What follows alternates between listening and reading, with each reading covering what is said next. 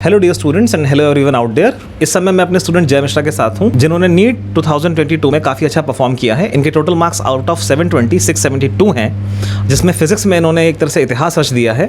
175/180 marks हैं और सिर्फ एक क्वेश्चन का गलती से गलत हुआ, नहीं तो उनके 180 में 180 होते। तो मैं थोड़ा कम बात करता हूँ और जय को ज़्यादा बात करने देता हूँ और जानते हैं कि कैसे इन्होंने ये परफॉर्मेंस लाई और ये क्या टिप्स देना चाहेंगे बच्चों को नीट, आगे के नीट के लिए और पीसीबी सेपरेटली।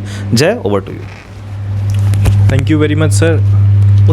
सबसे पहले तो मेरी यही एडवाइस है कि मतलब आप एनसीईआरटी पे फोकस करें और फिज़िक्स में आप एनसीईआरटी को मतलब थोड़ा सा ऐसा कर सकते हैं कि देख लें, बट बाकी सब्जेक्ट्स में एनसीईआरटी बिल्कुल कंपलसरी है। जैसे कि आप कुछ भी देखेंगे प्रीवियस ईयर क्वेश्चंस, वो सिर्फ कहने की बात होती है कि एनसीईआरटी के बाहर से पहले आता था, कभी भी एनसीईआरटी के बाहर से नहीं आता था। आप 2010-15 कभी का देख लेंगे तो आते थे 4-6 क्वेश्चन बाहर से जो आए हैं, उनके बिना भी आप ऑल इंडिया रैंक 100 के अंदर ला सकते थे आराम से, चाहे वो बायोलॉजी की बात हो, चाहे केमिस्ट्री की हो, चाहे फिज़िक्स में तो खैर ऐसा नहीं कहेंगे। बाकी इसके अलावा फ़िज़िक्स में ये चीज़ ध्यान देनी है कि क्वेश्चंस के पैटर्न पे फोकस करना है, बजाय मतलब उनको बार बार रटने के, किस तरीके के क्वेश्चन आते हैं। और हमें ये देखना है सॉल्व करते वक्त कि अगर हम इसको आसान तरीके से, ज़रूरी नहीं है क्वेश्चन लगाने के कई तरीके होते हैं, तो हमें आसान तरीका चूज़ करना है। क्योंकि वहाँ पे एग्ज़ाम में अगर हमने एक क्वेश्चन में 45 सेकंड 50 सेकंड लगा दिए तो वो ठीक है फिज़िक्स में, लेकिन अगर वही क्वेश्चन हमारा 1 मिनट 20 सेकंड में हो रहा है तो हमारे लिए काफ़ी हार्मफुल है, क्योंकि ऐसे हम ज़्यादा क्वेश्चंस नहीं कर पाएंगे। तो हमें बेसिकली ये तो देखना ही है कि क्वेश्चन लग जाए हमारे, और क्वेश्चन कम टाइम में लगे।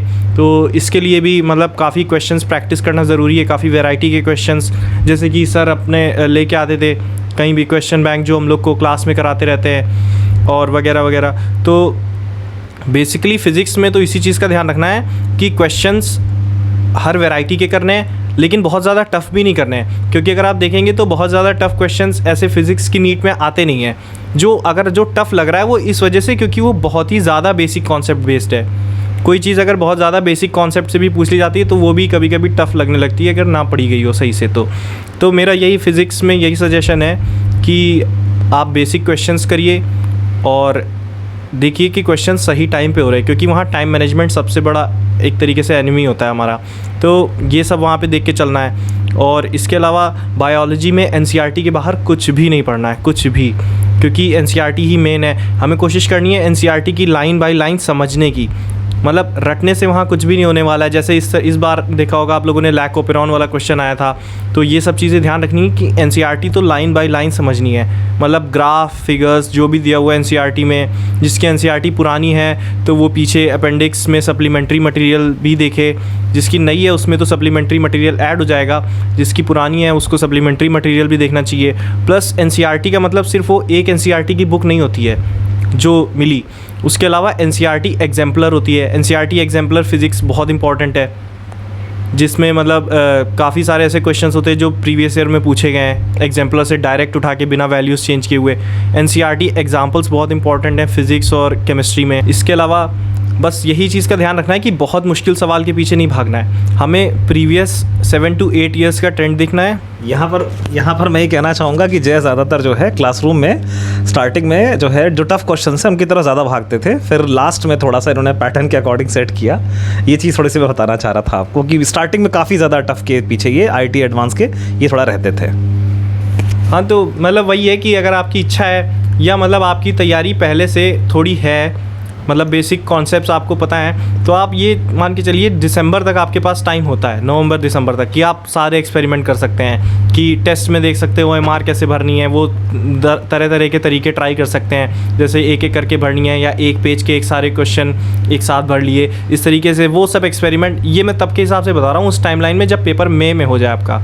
वही मान लीजिए 3 महीना कोई एक्सपेरिमेंट का टाइम नहीं होता है, आखिरी के 3 महीने सिर्फ प्रिसाइज पढ़ना है, मतलब choose the target hit the target वाला होना चाहिए। इसके अलावा कोई भी अगर आपने एक्स्ट्रा चीज़ पढ़ रहे हैं तो वो आपको फ़ायदा नहीं उल्टा नुकसान करेगी एक्स्ट्रा चीज़। तो इस चीज़ का बहुत ध्यान रखना है कि आखिरी के 3 महीने बहुत क्रूशल होते हैं इसमें, क्योंकि हमने टेस्ट भी देना होता है, रिवीजन भी करना होता है, ऊपर से एंजाइटी आखिरी के 3 महीने वैसे भी आपकी एफिशिएंसी 90% कर देती है। लोगों का मानना होता है कि आखिरी में जब हम पढ़ेंगे तो अभी हम दिन के 4 घंटे पढ़ पा रहे हैं, आखिरी में ऑटोमेटिकली हमें इतना डर लगेगा कि 8 घंटे पढ़ने लगेंगे, लेकिन उन 8 घंटे की एफिशिएंसी उतनी नहीं होती, क्योंकि वो एंजाइटी भाई जिसने प्रिपरेशन की है उसको थोड़ी एंजाइटी रहती है कि कैसे क्या पेपर आएगा, कैसे सॉल्व करेंगे, तो वो आखिरी के समय में एंजाइटी बहुत ज़्यादा दिक्कत करती है। इसलिए आप मान के चलिए कि आपको बिल्कुल पहले से प्लान करके चलना है कि किस दिन कैसे क्या करना है, और प्लानिंग करते वक्त भी जितनी आपकी कैपेबिलिटी है केवल उतना ही प्लान बनाना है। मतलब अपने आप को खुश करने के लिए नहीं कि हाँ हम एक दिन में बायो का एक चैप्टर कर लेंगे तो हमारी मतलब टोटल बायो 38 डेज़ में हो जाएगी, या ऐसे अगर आप कर सकते हैं तो बिल्कुल ऐसा प्लान बनाएं, अगर नहीं कर सकते हैं तो फिर अपनी कैपेबिलिटी को पहले जज करें उसके बाद, क्योंकि अगर फिर वो नहीं होता है तो वो धीरे धीरे पाइलअप होता चला जाता है, फिर वो आगे चल के बहुत ज़्यादा दिक्कत करता है। तो यही सजेशन है कि भले आपको किसी का रिवीजन 50 दिन में हो रहा है, किसी का 70 दिन में हो रहा है, आपका जितने दिन में हो सकता है उस हिसाब से आप प्लान बनाएं। और अब खैर दिसंबर तक आते आते टेस्ट वगैरह देते देते सबको पता चल जाता है कि वो कितना क्या कैसे परफॉर्म कर सकते हैं, तो उस चीज़ का ध्यान रखें, उसी हिसाब से बनाएं। और मेरा मानना है कि ऐसा कुछ नहीं होता है कि मेरे तो 400 आ रहे हैं, मेरा नहीं निकलेगा 3 महीने में। वो अगर आपने पढ़ा है और आपके फिर भी 400 नहीं पढ़ा है तब तो कुछ नहीं कहा जा सकता, लेकिन अगर आपने पढ़ा है और टेस्ट में परफॉर्म नहीं कर पा रहे हैं किसी वजह से,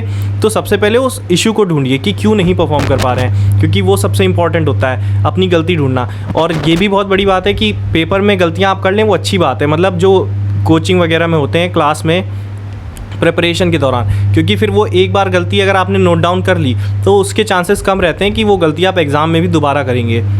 और कैलकुलेशन नीट रखिए, छोटा कैलकुलेशन करने की कोशिश करिए, मतलब जैसे पाई की वैल्यू 3.414 कब रखनी है, 22/7 कब रखनी है, और ये सब चीज़ें, पाई स्क्वायर को 10 रखना, हाँ पाई स्क्वायर को 10 रखना है, ये सब चीज़ें मतलब आप देखते रहिए, क्योंकि और √10 को पाई भी रख सकते हैं, जैसे सर ने बताया पाई स्क्वायर को 10 वही मतलब। तो ये सब चीज़ें क्वेश्चंस, वही मेरा कहने का मतलब था जिससे मैंने बात स्टार्ट की थी कि क्वेश्चन इजी तरीके से लगाइए। अब जैसे √10 भी रख के आप सॉल्व करेंगे तो आंसर आ जाएगा, लेकिन हो सकता है उससे 1 मिनट 20 सेकंड में आए, लेकिन अगर आप उसको पाई रख देंगे तो हो सकता है वो कैंसिल आउट हो जाए और आपका आंसर 40 सेकेंड में आ जाए। तो ये सब चीज़ें तभी आएंगी जब आप काफ़ी वैरायटी ऑफ क्वेश्चंस प्रैक्टिस करेंगे और अच्छे मतलब किसी मतलब अच्छा डायरेक्शन आपको मिले, क्योंकि कैलकुलेशन तो हो ही जाती है। जब हमारा क्वेश्चन 1 मिनट 20 सेकंड में होता है तो हमको लगता है कि हम ही से गलती रह गई होगी, हमारी कैलकुलेशन स्लो है, लेकिन नहीं, उसमें भी कुछ चीज़ें ध्यान देने वाली होती हैं। जैसा कि सर ने बताया कि पाई स्क्वायर को 10 रख सकते हैं, ये बहुत इंपॉर्टेंट पॉइंट होता है, बहुत जगह काम आता है कि 10 की जगह पाई स्क्वायर रख दिया, या हाँ वही सब ये काम आता है। तो ये सब चीज़ें बहुत ज़्यादा नोट डाउन करने वाली होती हैं। आप फ्री टाइम में आप यूट्यूब पे कैलकुलेशन वाली ट्रिक्स देख सकते हैं, जैसे कि डेंसिटी निकालने वाला क्वेश्चन आता है सॉलिड स्टेट केमिस्ट्री में, हालांकि कम पूछा जाता है, लेकिन पूछा जाता है तो 99% बच्चे उसको छोड़ देंगे या उसमें अपना बहुत ज़्यादा समय लगाएंगे। लेकिन अगर आपको पता है क्यूब रूट कैसे निकालेंगे बड़े नंबर्स का किसी तरीके से, जैसे भी वो अपने अपने तरीके होते हैं, तो आप वहाँ पे स्कोर कर सकते हैं, मतलब आगे निकल सकते हैं। क्योंकि मेरा मानना है 450 अगर आपने पढ़ा है तो 450 500 तक का तो सबको आता है पढ़ने वाले। बात ये होती है उन 500 के ऊपर हर 5 नंबर 4 नंबर इंपॉर्टेंट होता है, वो तो वही ये सब इन्हीं सब चीज़ों से होता है, डिफरेंस वही क्रिएट करता है। हाँ डिफरेंस वही क्रिएट करता है मेन। और बाकी मुश्किल सवाल आप नहीं पढ़ के गए और पेपर में आ जाता है तो उसको देख के घबराना नहीं है, क्योंकि मुश्किल सवाल कभी भी सिलेक्शन नहीं रोकता है, ना आज रोक रहा है ना मतलब 10 साल, मेरा ऐसा मानना है कि 10 साल पहले भी मुश्किल सवाल से सिलेक्शन कभी नहीं रुके हैं। सिलेक्शन रुकते हैं आसान सवाल और सिली मिस्टेक से, अगर आपने तैयारी की है तो, नहीं की है तब तो फिर कुछ नहीं कहा जा सकता है। बाकी अगर तैयारी की है तो मुश्किल सवाल कभी आपका सिलेक्शन नहीं रोकेगा। और वैसे इतना मुश्किल पूछा नहीं जाता है कि जो ना हो पाए, वहाँ पे सिली मिस्टेक्स ही होती हैं सर। ठीक है, तो व्यूअर्स को मैं एक बात और कहना चाहूँगा, जैसे एक नीट में फिजिक्स को लेकर नीट के बच्चों के काफ़ी फोबिया रहता है, काफ़ी उनको स्ट्रेस रहता है कि नहीं फिजिक्स है बहुत टफ होगा। तो इस फोबिया को, इस मिथ को थोड़ा ब्रेक करते हैं। खुद सुनते हैं जिस बच्चे ने 175 स्कोर किया out of 180, that means it is like 3rd highest तो ऑल इंडिया है ही है, और शायद लखनऊ सिटी में नंबर 1 पे होगा। तो हिस्ट्री हैज़ बीन क्रिएटेड, इतना किसी ने आज तक स्कोर नहीं किया 175/180 इन लखनऊ। तो देखते हैं जय की स्ट्रैटेजी फिजिक्स को लेकर क्या थी, प्लस वो तो उन्होंने बताई ही है कि फिजिक्स को लेकर उसकी क्या स्ट्रैटेजी थी, आपको क्या फॉलो करना है, बट एक स्पेसिफिकली फिजिक्स को कैसे, मतलब एक बच्चा एक माइंडसेट उसको ऐसा रखे कि उसे डर ना लगे, है ना, इसको बहुत फोबिया ना हो।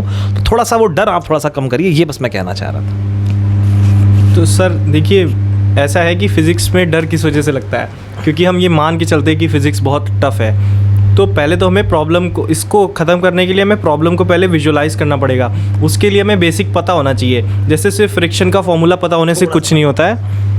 तो मेरा ये कहना है फ्रिक्शन का फॉर्मूला पता होने से कुछ नहीं होता, ये पता होना चाहिए कि फ्रिक्शन है क्या, कैसे काम करता है। तो मतलब बेसिकली मेरा कहना ये है कि आपके सामने क्वेश्चन हो और आप उसको दिमाग में ऐसे इमेजिन कर पाएँ एनिमेशन उसका। तो ये तभी होगा जब आपने बहुत सारे क्वेश्चंस लगाए होंगे, कॉन्सेप्ट एकदम क्लियर होंगे आपके।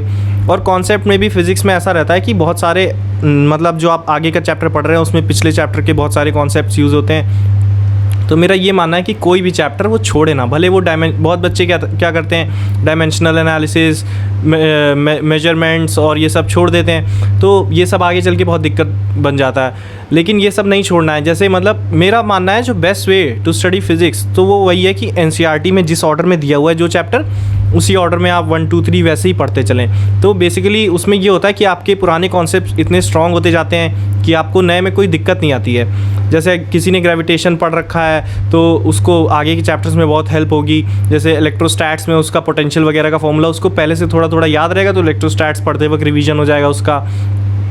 और यही सब, जैसे कि और नीट में ऐसा होता है कि किसी एक चैप्टर से क्वेश्चन आ जाए, ये बहुत कम कभी कभार देखा जाता है। बाकी हाँ, मल्टी कॉन्सेप्ट क्वेश्चंस रहते हैं, तो उसके लिए वही है कि सारे चैप्टर्स पे ग्रिप होनी चाहिए। आप ऐसा नहीं करके जा सकते कि मैं ये छोड़ दूंगा, इससे 6 सवाल आते हैं तो बच्चे मेरे 39 हो जाएंगे, ऐसा पॉसिबल नहीं है, क्योंकि आप 6 सवाल तो छोड़ के ही जा रहे हैं, फिर उनसे जो रिलेटेड आएंगे वो भी नहीं होने आपसे। तो यही है कि सारे चैप्टर्स पढ़ने और शुरू से पढ़ने, मतलब ऐसा नहीं है कि ये डायमेंशनल बाद में कर लेंगे, क्योंकि अगर आप रोटेशन लगा रहे हैं तो हो सकता है बहुत सारे ऐसे क्वेश्चन हो जिसमें डायमेंशन पूछा जाए, तो फिर वो आप उस समय के लिए आप छोड़ देंगे, फिर वो बाद में इतना टाइम नहीं बचता है कि किसी चीज़ को देखा जाए। और ये एक और चीज़ है कि जो भी आपको प्लान करना है, वही बात है कि कल करे सो आज कर लेके चलना है। ये नहीं कि ये दिसंबर के बाद में करूँगा या जब टेस्ट दूंगा तब ये सब क्वेश्चंस देखूंगा कि ये चैप्टर अभी छोड़ दिया, बाद में जो करना हो वो अभी कीजिए, क्योंकि बाद में इतना टाइम बचता नहीं है किसी के पास। बाद में वही रिवीजन का प्रेशर बहुत होता है और टेस्ट में अपना स्कोर इम्प्रूव करने का। फिज़िक्स में ये है कि मुश्किल सवाल, जैसा कि मैंने बताया, दिसंबर तक आप प्रैक्टिस कर लीजिए। मतलब मुश्किल एज इन जो हर टेस्ट में या हर क्वेश्चन बैंक में 8-10 सवाल मुश्किल होते हैं, तो उसमें ये रहता है कि आप उनको प्रैक्टिस करेंगे तो आपको पता चल जाएगा मुश्किल सवाल क्या होता है। आसान 3-4 आसान सवाल मिला के एक मुश्किल सवाल बनता है। तो आप मल्टी कॉन्सेप्ट क्वेश्चन जैसा सर ने बताया, तो वो आपको पता चल जाएगा उनको कैसे टैकल करना है, किस तरीके से मतलब अपना उसको टाइम देना है, तो वो हेल्प करेगा मुश्किल सवाल सॉल्व करने में। बाकी आसान सवाल के लिए प्रैक्टिस और प्रैक्टिस, और प्रीवियस ईयर बिल्कुल अपने नाम की तरह लगाए होने चाहिए आपने। मेरा बड़ा फेमस डायलॉग। हाँ, प्रीवियस ईयर बिल्कुल फिंगर टिप्स पे होने चाहिए, क्योंकि अगर आप देखेंगे तो नीट के पेपर में ऐसा नहीं है, मतलब साल दर साल नीट के पेपर में क्वेश्चंस रिपीट होते हैं। रिपीट एज इन कॉन्सेप्ट बिल्कुल सेम वही पूछे जाते हैं। जैसे इस बार कंजर्वेशन ऑफ मोमेंटम पे आया था क्वेश्चन। तो ये है कि आप अगर प्रिपरेशन करके जा रहे हैं और आपने प्रीवियस ईयर नहीं लगाए, तो आप ये समझ लीजिए आप केवल वहाँ एक मॉक टेस्ट देने जा रहे हैं, वो आपका एग्ज़ाम नहीं है। क्योंकि अगर आप सच में आपने सीरियसली एग्ज़ाम की प्रिपरेशन की होती तो आप प्रीवियस ईयर कैसे छोड़ते। ये मेरी सबसे ये सर, ये आप ही की लाइन है। टैग लाइन ये मेरी है कि अगर आप, लो मैं थोड़ा सा बोल देता हूँ, बच्चों को मैसेज मैं भी दे देता हूँ। एक्चुअली में क्या है कि बैचेस में मेरे 2 नारे रहते, एक तो नारा रहता है और एक मेरी बहुत टैग लाइन, इसको तकिया कलाम बोलते हैं ना शायद टैग लाइन को।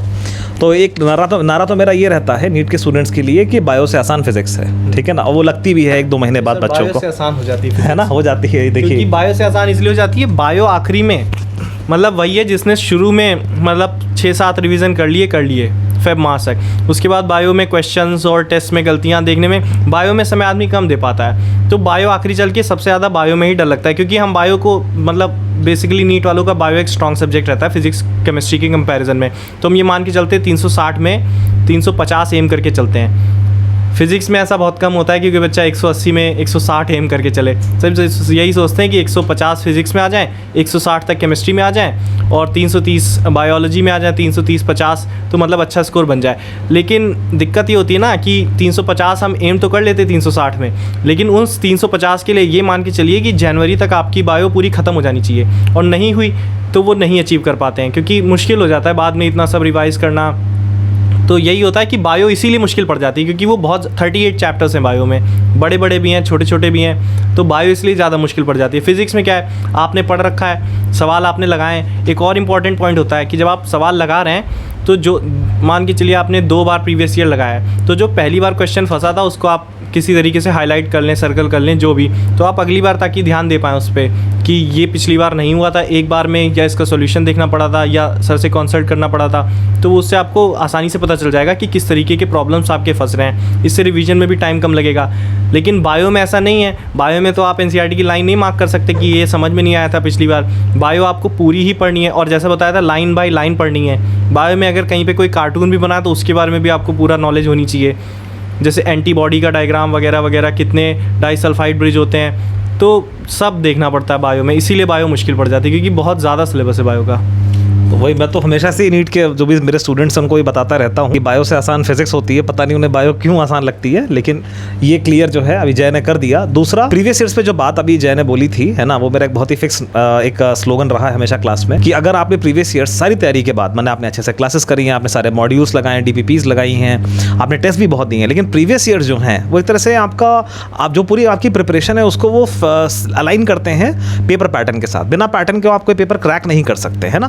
तो ये मान के चलिए कि जब तक मिनिमम 3 से 5 बार आपने प्रीवियस ईयर्स नहीं लगाए, तब आप ये मान के चलिए कि आप सिर्फ एक मॉक पेपर देने जा रहे हैं। आप कुछ भी कर लें, कितना भी अच्छा परफॉर्म कर लें, आपको कॉलेज वहाँ से नहीं मिलेगा। तो ये एक बहुत इंपॉर्टेंट कॉन्सेप्ट मैं क्लास में बताता हूँ बच्चों को, एंड आई एम ग्लैड कि जय ने उससे अधेयर किया और तभी ही came out with flying colours. बाकी लास्ट में एक क्वेश्चन थोड़ा आपको लग सकता है कि सेल्फ प्रमोशनल है, बट नॉट सेल्फ प्रमोशनल, एकदम ऑथेंटिक तरीके से अनअडल्टरेटेड वे में। मैंने इसे कोई ट्रेनिंग नहीं दी, जैसा आपसे बाबा कह रहा हूँ। मेरे साथ एक्सपीरियंस आपका कैसा रहा, मैं नीट के स्टूडेंट जो भी हैं, है ना, क्योंकि उनके लिए क्या मैं बेनिफिट उनको दे सकता हूँ, आपको क्या लगता है, एक खुली राय आप दीजिए एक बार। सर बिल्कुल नेचुरल। हाँ बिल्कुल नेचुरल। अगर तुम्हें कोई चीज़ खराब लग गई हो तो वो भी बता सकते हैं। देखिए, यही कहना है कि सर से आप पढ़ेंगे तो उससे इजी तरीका आपको कहीं नहीं मिलेगा। जैसा कि मेरा एक्सपीरियंस है, मैंने दुनिया भर के सारे टीचर्स से नहीं पढ़ा है, तो मैं ये साइन पेपर पे लिख के साइन नहीं कर सकता हूँ इस बात पे। लेकिन अभी तक जहाँ भी मैंने पढ़ा है वहाँ मुझे यही लगा कि आप सर से पढ़ते हैं तो आपको सबसे ईजी वे में, जैसा कि मैंने बताया, सवाल लगाना इंपॉर्टेंट नहीं है, 40 सेकेंड में लगाना इंपॉर्टेंट है, ईजी वे से लगाना इंपॉर्टेंट है, और सेकेंडों में बात चलती है अपने आप। ये एक नहीं, मैं तुम्हें ऐसे 35 क्वेश्चन साबित कर सकता हूँ अभी बैठ के। नीट 21 का उठा लो, 22 उठा लो, 35 प्लस 37 से 38 क्वेश्चन तुम्हारे ऐसे ही बनते हैं। शुरुआत तो एक से ही करनी पड़ेगी ना बताने की। प्रिपरेशन के दौरान इस सवाल को करने में कितनी देर लगी? 5 से 7 मिनट लगे। एक बार ये सीख गए तो 2008 में सवाल कितनी देर लगी, यहाँ कितनी देर लगी? 10 सेकेंड। 180 मिनट में 180 क्वेश्चन करने का मतलब ये नहीं होता कि हर मिनट वाकई में 1 ही मिनट दिया गया हर सवाल को, नहीं। किसी को 3 मिनट दिए हैं तो किसी को 10 सेकंड पकड़। वो लोग बेवकूफ हैं क्या कि एज इट इज उठा के दे रहे हैं? एज इट इज उठा के देने का क्या मतलब? वो क्या तुमसे कॉन्सेप्ट चेक करना चाह रहे हैं कि ये चेक करना चाहते हैं कि तुम जिस पेपर को देने आए उसका कुछ आगा पीछा पता भी है कि नहीं, कैसे हाथ हिलाते चले आए? Are you a serious candidate और नॉट? जिस पेपर को देने आए हो उसकी कुछ हिस्ट्री पता करके आए हो, पेपर की मैकेनिज्म कुछ पता है, कुछ दिमाग लगाया है, कैसे हाथ हिलाते चले आए हो रट्टा मार के? अगर तुमको ये नहीं पता है तो फिर तुम्हारा हश्र क्या होगा? पेपर बहुत लेंदी था। लेंदी नहीं था, कैलकुलेटेड था एक एक करके। तुम्हें पता नहीं वो कैसे आया है। नीट का पेपर कैसे बनता है? अगर 17 में स्टोक्स लॉ का उसने किसी सवाल में जिक्र कर दिया, सिर्फ जस्ट जिक्र, डिटेल नहीं दी है, तो आप उम्मीद कर सकते हैं कि नीट 2018 में वो स्टोक्स लॉ पर जिसका उसने 17 में जिक्र किया है, 18 में उसका एक फुल फ्लेजेड सवाल देगा, टफ सवाल देगा, जो एम से या मेन से या एडवांस से आया होगा। ये आप कंफर्म हो जाए इस बात के लिए। और इंटरेस्टिंगली इनफ यही हुआ। 2017 में उसने स्टोक्स लॉ होता है 6 पाई एटा RV, तो 6 पाई एटा कांस्टेंट हो गया, RV कांस्टेंट हो गया, V जो है उसकी पावर 1 के देने की प्रोपोर्शनल है, उसने जिक्र कर दिया। 2018 में एक सवाल आया था स्टोक्स लॉ पे जिसका आंसर था R की पावर 5। ये सवाल IIT JEE advanced not mains 2004 का एग्जैक्ट रिपीट था। तब आपको स्टोक्स लॉ का जिक्र देखने के बाद क्या करना था? केवल स्टोक्स लॉ के सवाल आप एम्स के, मेंस के, एडवांस के छानते 10-15 निकलते पिछले 20 साल में, उसमें आपका R की पावर 5 वाला भी निकलता, 2018 में आया था। आप सीधे देखते R की पावर 5 टिक करते और आगे बढ़ जाते। ये आपसे एज इट इज पूछा गया था नीट 2020 में। सोचिए अगर कोई इस चीज को पढ़ के गया है, बस उसको पढ़ेगा, मेरे ख्याल से 3 सेकंड में समझ जाएगा क्वेश्चन क्या है। खाली क्रॉस चेक करने के लिए शायद उसमें 5 सेकंड और दे दे, 2 सेकंड में इसको टिक करेगा, आगे बढ़ जाएगा, 10 सेकंड में एक सवाल सॉल्व हो रहा है। Academic what needs to be delivered to you, what needs to be understood by you, अगर वो आप समझ जाते हैं तो ये क्लास आप करेंगे। 3 सेकंड में क्वेश्चन पढ़ेंगे, क्रॉस चेक करने के शायद 3 चलिए 2 बार और 3 बार आपने क्वेश्चन पढ़ा, 9 सेकंड, तुरंत बबल भरा, 2 सेकंड आगे बढ़ गया, 10 से 11 सेकंड में एक सवाल हो रहा है। एवरेज मैंने निकाला है कि जो डिजायरेबल है, जो पढ़ना चाहिए, जो एक्चुअल नॉलेज ट्रांसमिशन होना चाहिए आपको 11-12 में, अगर वो हो जाए तो ऑन एंड एवरेज आपको कुछ क्वेश्चन 10 सेकंड में होंगे, कुछ 1 मिनट में होंगे। एक आध 2 एक्सेप्शन हटा दो तो आपका एवरेज आता है 30 सेकंड, यानी कि 45 क्वेश्चन जो नीट के हैं, they shouldn't take more than 25 minutes, अगर आपने सही से पढ़ा है तो। हाँ, सेकेंडों मतलब वही है, 45 में से 20 सवाल ऐसे होने चाहिए जो आप देखें और आपको आंसर पता हो, मतलब वो आप मन में कैलकुलेट कर लें पढ़ते वक्त, तभी आप ऐसे 160 प्लस सोच सकते हैं फिजिक्स में। लेकिन बस यही है कि अगर आपको सर से पढ़ना है तो NCERT की इंडेक्स लेके बैठनी है कि सर ये टॉपिक छुटा हुआ है, ये आपने कहा था आप बता देंगे, ये आपने कहा था इस दिन करवा देंगे, इसके बाद करवाएंगे। तो अगर आप अपने आप चेकलिस्ट बना के बैठते हैं कि तो फिर आपका सब कवर हो जाएगा। मतलब आप ये समझ के चलिए कि 180 में 180 का सर आपको पढ़ा के भेजेंगे अगर आप चेकलिस्ट लेके बैठे थे तो।